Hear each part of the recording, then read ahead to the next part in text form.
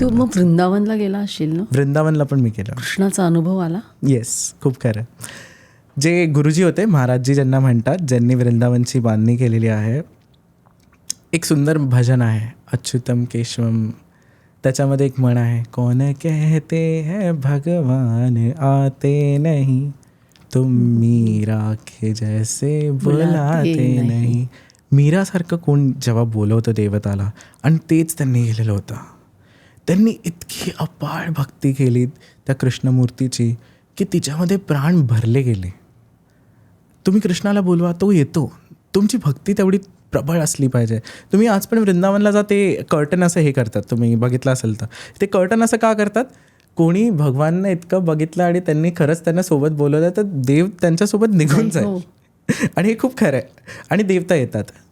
तुम्ही फक्त एकदा कुठल्या मंदिरात जाऊन सांगा त्यांना की तुम्ही चला माझ्यासोबत. लोक जनरली जातात मंदिरामध्ये, मला हे खूप गोष्ट, मला हे पाहिजे, मला ते पाहिजे. हां, आणि हे खूप चुकीचं आहे. का? मला सगळेजण हल्ली मंदिरात त्यासाठीच जातात. सगळी मुलं, मला पहिला नंबर येऊ दे, मला जॉब मिळू दे, किंवा असे आपण काहीतरी मागायला जातो सारखं. किती चुकीचं आहे मला असं वाटतं. मी तुम्हाला एक गोष्ट सांगतो, ह्याचं कारण काय. तुम्ही विचार करा, देव तर ऑलरेडी सर्व गुण संपन्न आहे. आणि जर का तुम्ही सारखं कोणाकडे जाऊन सांगाल मला हेवा, मला हेवा, तो पण कंटाळा येईल ना बिचारा. आणि इतकी जण लाखो लोक मागत असतात. तेच तर. त्याच्यापेक्षा तुम्ही फक्त एवढा विचार करा की तुझ्या दर्शन मात्रेने मला ते सगळं भेटणारच आहे जे मला भेटणार आहे. हां, तू माझा हो. येस, तू माझा हो. किती मोठी गोष्ट आहे बघा तुम्ही जे बोललाय आता. आणि लिटरली जेव्हा तुम्ही असं बोलता ना, तेव्हा तुम्हाला ते तर भेटतंच जे तुम्हाला भेटायचं होतं, पण तुम्हाला तो भेटतो. तो भेटणं खूप मोठं आहे. मला ना एक माझे जे गुरु आहेत, मैत्रीय दादाश्रीजी, ते आत्ता मध्ये एकदा म्हणाले की if you ask for something I will give you something. Right. If you ask for nothing I will give you everything. Hi, किती सुंदर, किती सुंदर. देवता असंच करता बघा ना तुम्ही. I will give you everything. Yes. खरंच आपण किती छोटे होऊन मागतो ना. येस. आणि त्यांना खूप काही द्यायचं असतं. तेच तर. तू मागितलंयस कधी? जेव्हा लहानपण होतं ना, किंवा अल्लड वय होतं ना, तेव्हा तर खूप काय काय मागितलं, पण मला शाळेत मार्क मिळावेत. हो, एक्झॅक्टली. पण आता मला वाटतं गरजच नाही वाटत. तुम्ही एखाद्या मंदिरात जा, त्यांच्या दर्शन मात्रानेच तुमचे डोळे तृप्त होतात की तुम्हाला मागावं काय वाटतच नाही. ते असं वाटतं की जादू तर ऑलरेडी होते, सगळ्या तर गोष्टी होतात, काय काय मागायची गरज राहिली आहे. मी मध्ये कामाख्य मंदिरात गेले होते आणि तिकडे एक बळीचं स्थान होतं. म्हणजे कबूतर, कोंबड्या वगैरे असं. थोडंसं असं वाटलं की अरे, देवीचं मंदिर आणि एकीकडे खूप असं ॲक्च्युअल म्हणजे बळी देत होते. आणि मी असं ऐकलं की पूर्वीच्या काळी नरबळी पण व्हायचे. तर तू गेलायस कामाख्य मंदिरात? मी गेलो आहे. कशा प्रकारचा अनुभव येतो? मी ह्याच्यात तुम्हाला 2 गोष्टी सांगतो. पहिलं तर, कुठेही बली चढत असेल तर आपण आपल्या मनामध्ये कुठल्याही प्रकारचे थॉट ठेवायची गरज नाही पडत. ह्याचं कारण आहे, कारण तुम्ही बघा, फक्त शक्ती मंदिरातच बळी चढवली जाते. ह्याचं एक रिझन आहे.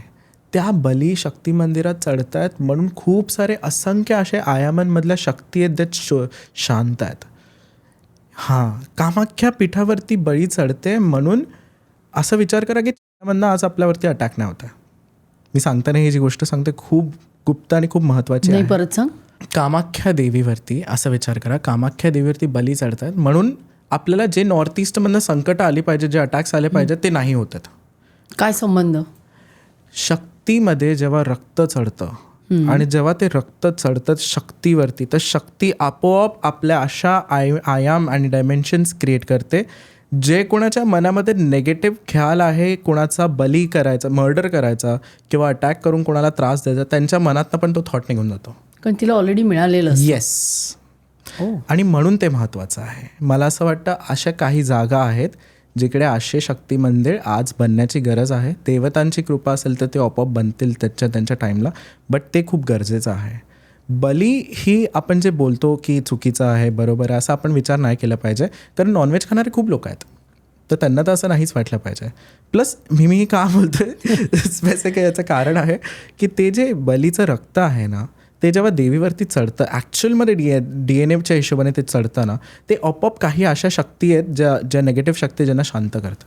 मुघलांच्या काळामध्ये तुम्ही विचार करा किंवा जेवढे पण आपल्यावरती इन्व्हेजन्स झाले, कित्येक बळी गेले लोकांचे, कित्येक लोकांना मारलं गेलं. त्यावेळेला शक्ती मंदिरांमध्ये हे बलिप्रथा जास्त तीव्र झाल्या आणि त्या कारणामुळे पण तीव्र झाला. तेव्हापासून बघा हळूहळू गोष्टी शांत व्हायला लागल्या.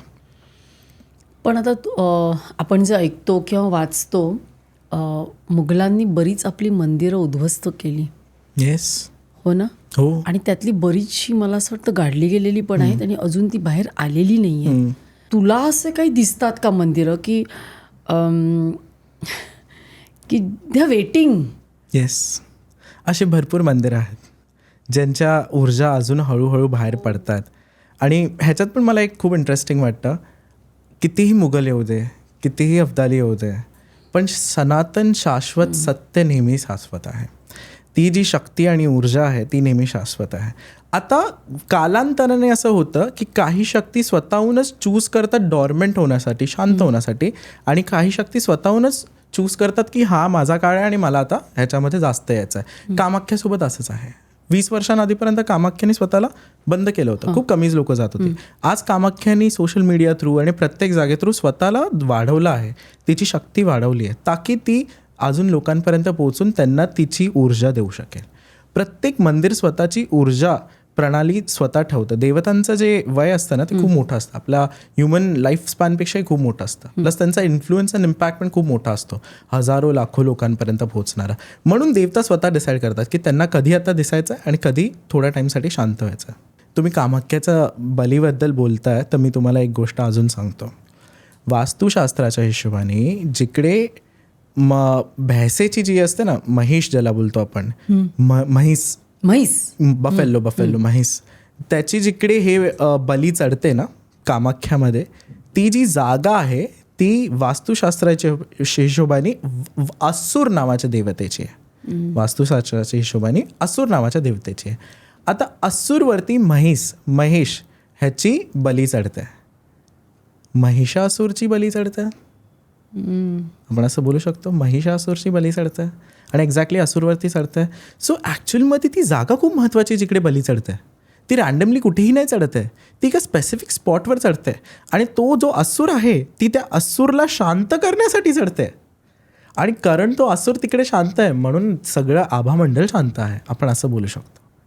तर तिकडे कामाख्यावरती जी हे चढते आहे, बली चढते, त्याचं खूप ऑथेंटिक लॉजिकल कारण आहे आणि ते तसं चाललं पाहिजे, मला असं वाटतं. ही क्लिप जर तुम्हाला आवडली असेल तर संपूर्ण पॉडकास्ट बघण्यासाठी सर्व काहीच्या पॉडकास्ट चॅनलला भेट द्या आणि सर्व काहीच्या क्लिप्स चॅनलला सबस्क्राईब करायला विसरू नका.